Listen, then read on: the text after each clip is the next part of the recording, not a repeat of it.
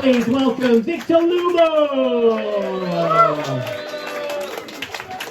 Yeah, hi everyone. So it's great to be spending a few months in Saigon. I used to spend a lot of time in Thailand in the past, but yeah, I got fed up with Thailand in the end. There's too many sex tourists there. Actually, the other day I was reading an online forum discussion of the pros and cons of being an expat in Thailand versus Vietnam. Someone posted that the main advantage of being in Vietnam is that the other expats are less degenerate than Thailand. Well, high praise indeed. They're still degenerate, but a better class of scumbags. Anyway, I've been doing my best to change that. Anyway, I'm feeling pretty good these days actually, because I finally got the body I've always wanted. Yeah, and the best thing of all is she's only 22 years old. No, unfortunately that was bullshit. Actually, when it comes to dating, I've got a bit of a problem. In that I wouldn't want to date any woman that would want to date me. It's actually the Groucho Marx conundrum. In fact, it's a respect issue. For me, it's very important that I respect any woman that I'm dating. But as soon as a woman shows any interest in me whatsoever, yeah, well, I just immediately lose all respect for her. Actually,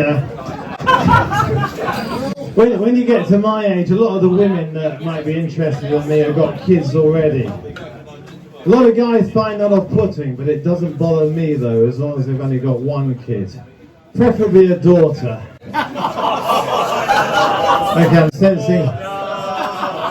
sensing some of you don't like the sound of where this is going, but don't worry, it'll all be completely fine. Well, if they've got a daughter, that could be ideal, because let's say, for example, she's 10 years old. You've only got to wait 8 years, then you can do a Woody Allen. It's hard, yeah, it'll take a long time to explain.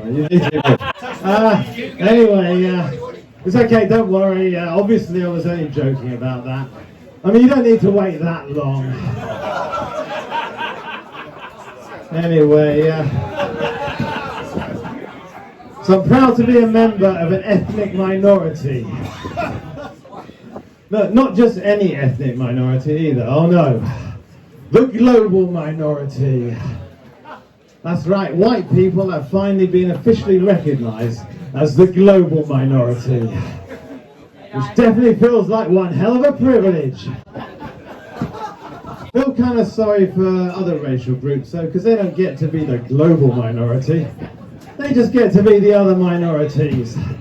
That said, they've all been lumped together to form what's called the global majority. So as consolation prizes go, well, I guess it could be a lot worse. Anyway, but white people are really smashing it again these days though, aren't they? Because we're getting back to our old ways of invading other countries. Oh yeah, imperialism is back, baby! So, that's right. So Putin kicked it all off with the invasion of Ukraine. And now Trump is getting in on the action. First with Venezuela. Now he's bombing the shit out of Iran. What could possibly go wrong there? And now he's still got Greenland in his sights, right? But actually I was very, I strongly disapproved of the invasion of Ukraine. Because, Ukraine's another white people's country, for fuck's sake. What the fuck was Putin thinking? I think white people should stick to invading global majority countries. Other global minority countries should be strictly off limits. So likewise, I was also very wary of Trump's plan to invade Greenland.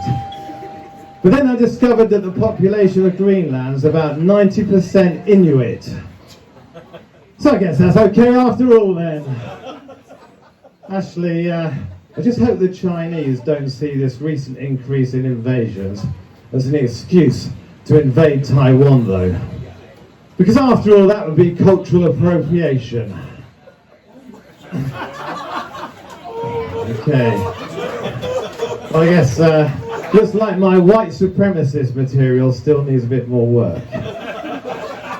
Anyway, a few weeks ago I went to Bangkok. The trip did not get off to a good start. After waiting in the immigration queue for an hour and a half, I handed over my passport to the immigration officer and he asked me for my Thailand digital arrival card. I said, my what card? He said, you can't enter Thailand without a Thailand digital arrival card. I was thinking to myself, what kind of fresh hell is this?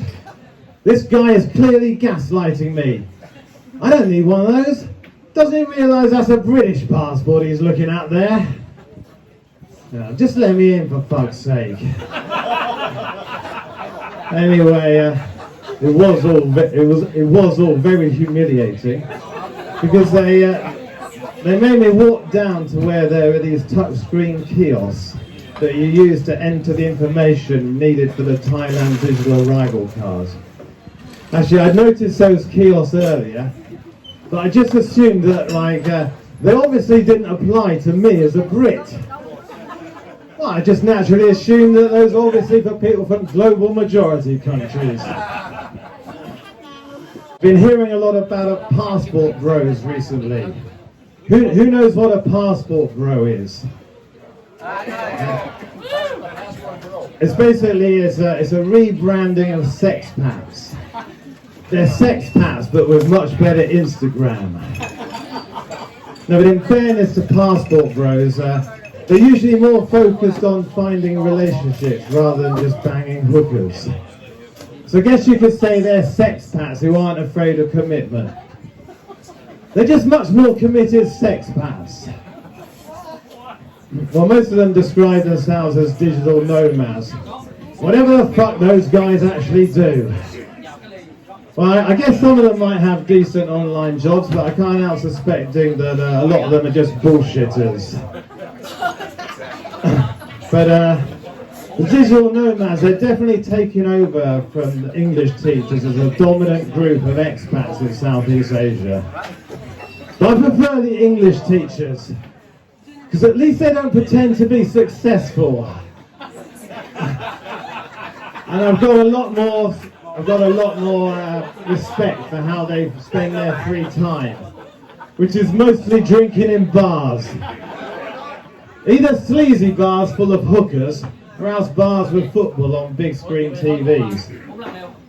Digital nomads, in stark contrast, like to spend their free time in nauseatingly aspirational ways. I mean, they're all about going to the gym and wellness retreats and living their best lives and blah blah blah. I mean, if they do go to bars, it's usually those wanky rooftop bars. Oh shit, what have I just said? Looks like I won't be coming back here again. Anyway, English teachers have got zero personal branding but maximum liver damage. They know they have no future and they own it. Digital nomads also have no future, but they're sufficiently delusional to think they're going to become the next Mark Zuckerberg or Sam Altman.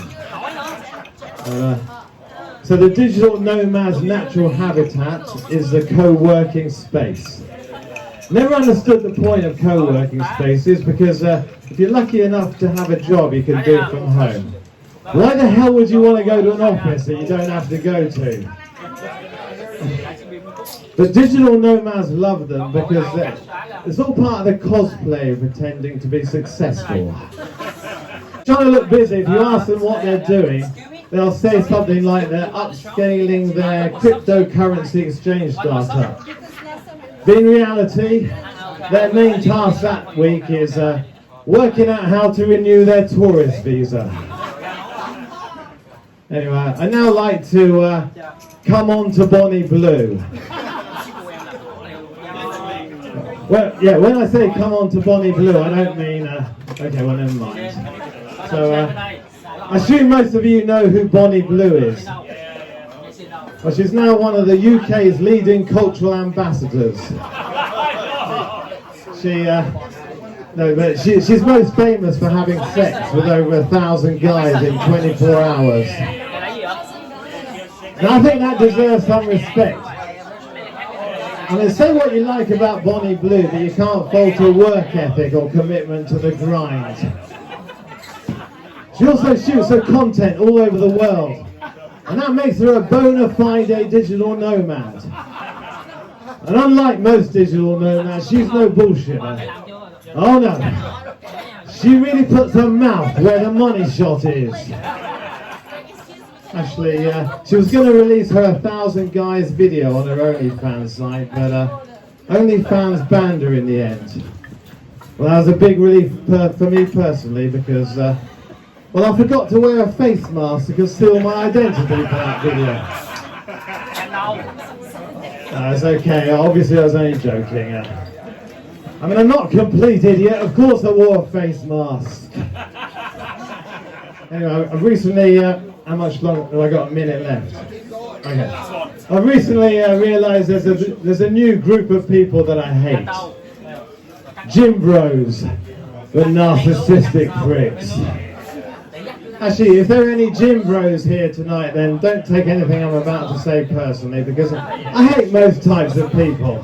And that's because I'm a miserable bastard, which ironically makes me ideally suited for doing stand-up comedy. Well, anyway, I particularly dislike expat gym bros in Southeast Asia, because a lot of them are also digital nomads. So I think it's safe to say they're worthy of contempt on multiple levels. Anyway, I've noticed that most of them spend most of their time in the gym on their phones. I mean, they'll do a few reps on the bench press, for example, and then spend the next 15 minutes scrolling through social media, just hogging the equipment. But anyway, to be honest though, the main reason why I hate them is because they're mostly young, good-looking and buff. Yeah, and they seem to be annoyingly happy about that. And there's nothing I hate more than happy people. Well, my only consolation is most of them probably have no future. They're just too young and naive to know that yet.